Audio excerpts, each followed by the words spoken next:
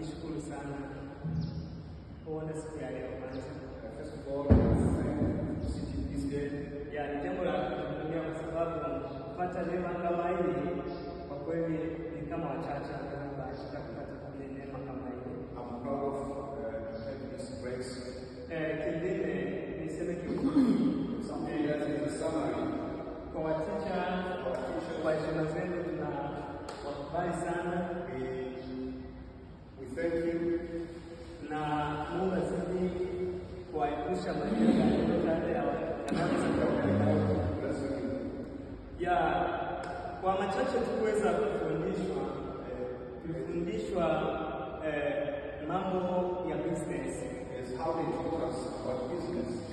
Tulifundishwa jinsi tunavyoweza